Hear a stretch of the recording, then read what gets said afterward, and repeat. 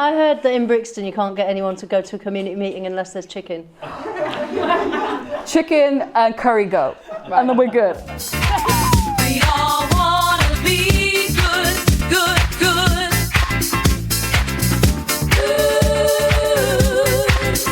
Good neighbour. We've got Ruby Bukhari now from Lambeth joining us. She's been working on the Brixton's Black People's Assembly in collaboration with many groups, but also Humanity Project earlier this week, and also the campaign Shake It Up, which is mobilising new people to run in politics, using assemblies to inform them and thinking about how they can hold local politicians to account. Also running critical literacy processes, focusing on political education locally, whilst building the assembly culture at the same time. And she herself is running to be an independent councillor for Acre in Brixton, and she's the founder of Ruthless International, great name, a social justice organisation that's been running for the last 8 years. So welcome, Ruby.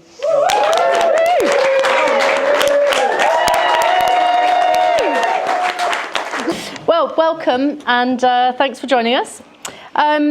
The first thing I wanted to ask you is if you can tell us a little bit more about independent candidates, because it feels like it's really key to what you're doing. It's potentially really key to this sort of, we live in a new political world, I think, where the two-party thing's kind of gone, and I've lived with it my whole life. So what do you think about the way that independent candidates can work through your lens of working in Lambeth? I think ultimately it's having people who are in the local council that are accountable. See, the people you can go and have conversations with, people that you can go and grab and say, you know what, you told me that you were going to do this for me and you didn't do it for me. And sometimes when you're in party politics, those people get lost. And sometimes when people are part of different party organisations, they actually don't even live in the ward. They're not present in the ward, they're not engaging with people in the ward. So knowing that Auntie Sally down the block is my councillor and I can go have a conversation with her, X, Y, and Z is happening, I think that's really, really important. And ultimately what we really want to do is make sure that people who are in the local community feel empowered and feel encouraged to get involved in local politics. Right now in the UK, we're in an all-time high where political apathy is growing.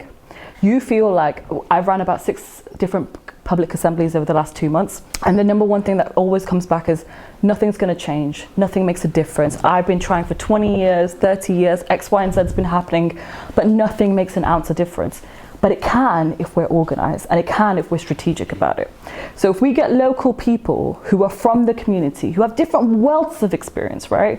So someone who's a social worker, a youth worker, someone's worked security, going and running in the local council, that's going to make a massive difference as well. That's going to empower the younger generation to think, actually, wait a minute, local politics isn't that alien to me. I can actually go and do it myself. That's ultimately what we want. What we want in the council is real people. We don't want people who are career politicians, people who think it's going to look really good on my CV. I'm going to go in Novara Media. I'm going to do X, Y, and Z. I'm going to be on the front page of everything. What we want is someone who knows everyone in the block, everyone in the neighbourhood, understands what we're going through as Lambeth residents, and fight for them. Very good. Have you got a gripe with someone who went on Novara Media? No. Maybe a few people. Was it Claire? No. I just think sometimes the jargon people use is so technical, and you feel like you need a 2 master's degree to just understand what they're saying. But fundamentally, just tell me the toilet's up the left. You don't need to give me convoluted directions. The toilet's right there. That's what we need, right? We need someone who can get through to people. And the other thing is, if you're going to go speak to your councillor or organisers or activists, people don't have time to waste. There are so many things going on in people's lives. They just want clear-cut communication, and people from the community will understand that. How are you trying to get people involved? Are they resistant? And what are your tactics to be like, this is going to be great, you're going to be the next Prime Minister, whether you like it or not? Do you know, I had a really great conversation with Musa, who's just sitting over there, a couple of weeks ago. And we had a conversation about the fact that we're from Lambeth. We have the highest percentage of Latina community in the whole of UK there. We have a massive Afro-Caribbean community as well. We have 10% South Asians, me. And then we also have a very white working class environment as well. all of these demographics coming together, having conversations and things like that. Now, what we really want, sorry, I've forgotten the question. How are you trying to encourage Yes, them okay. to get on board with politics when they might be a bit apathetic? So what you really have to understand is different demographics want to hear information differently. You know, my aunties in the South Asian community love a WhatsApp. Put something on WhatsApp and you can spread it out there and get information out there. So communicating on a level that people want to be heard and listened to is really, really important. Having the public assemblies that we've had across different wards in Lambeth is also really important. We've done the whole of Brixton, so there's 4 wards in Brixton. We've done Stockwell, we've done Clapham, we've got another one coming in Clapham next week. Going there and asking people 2 questions fundamentally. 1, what is your relationship like with Lambeth Council? Areas of improvement. And second, and this is the most important question, is what does your ideal councillor look like? Most people don't even know what the role and responsibility of a councillor is. Can I ask a question to everyone in the room? Have you ever had a conversation with your local councillor? Yes. Yeah. Put your hands up if you have. This is Braziers Park.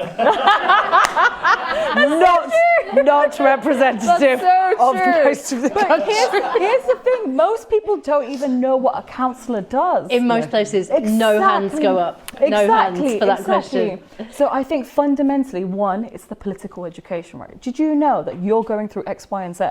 You're having all of these issues and your councillor is your first line of defence. Your councillor is the person who's supposed to protect you in all of these environments. You know your energy company, when they start charging you extortionate amount of money, you CC your councillor in, your energy bill will go back to what it was. I am fond of CCing in an MP Exactly. to the point that they go, please stop CCing me. It's true. And that's exactly what we need to do is political education, civic education, and communication in the manner that people want to be communicated to. In Brixton, right, we love food and drink. Bring free food, bring free drink, good music, talk for 20 minutes, not anything longer, and let people get on with it. I heard that in Brixton you can't get anyone to go to a community meeting unless there's chicken. Chicken and curry goat, and then we're good. Food is the answer. That should be It's the true. But like Nicolette said, grab food is what brings people around the table. Very true. What effect would it have if there's a big success in one area, say Lambeth, and there's a big influx of independents? What's the vision of what does it make happen? Ideally, what we want, right? Like, this is a long-term project. So this is the legacy of the younger generation that come through Lambeth. What we really want is we're the guinea pigs, right? We're going to go and try this. Everything we learn, everything is going to be handed to you. The minute you're born in the local hospital, you'll get this case file. Like, you know, this is what we've full done. of the receipts. Exactly. All the trial errors, lessons learned, all of this is what you get. What we really want is like young kids from the age of primary school, they go to after school clubs, they learn karate and dancing and everything that they need to learn, right? Then in secondary school, they start thinking about volunteering and civic purposes in the community. So this is a legacy you get. So after I pass, or the people who are part of it now pass, it keeps trickling down. Now that's just in Lambeth. If someone in different boroughs across London wants to take our case file and copy it, we will give you the resources. We will support you. We'll tell you what we're right and what we're wrong. But what's really important is the demographics in Lambeth are quite unique. It might not work in your borough, but you can take it and trial it and see what happens there. Could you end up becoming a political party? A political party? We might do. But I don't agree. I mean, this is controversial, but I think at the local level, we shouldn't even have party politics. It's fundamentally the local council working with its residents. And what happens in the local council is that all the decisions about budgets, strategies, communication, design, it all becomes party politics. And local residents don't need that. We just need decisions made for our best interest. Yeah. Keep it local. Exactly. Great. Okay. Last question. What do you think makes you a good neighbour? Me, a good neighbour. I cook good food. Yay! Excellent. My door's always open. Yeah. I'm coming round. Come round. Yeah, absolutely. Absolutely. Oh, no, I can throw down. All right, great. So nice to meet you. Thank you. Thanks so much. Ruby!